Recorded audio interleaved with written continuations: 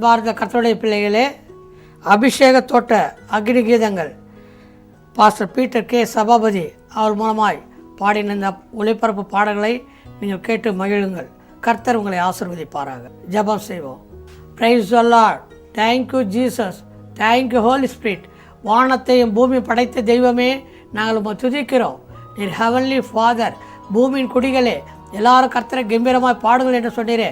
Pastor Peter K Sabapathi மூலமாக பாடின இந்த டிவிடி விசிடியை நீர் ஆசீர்வதிக்க போகிறதுக்காக சோத்திரம்.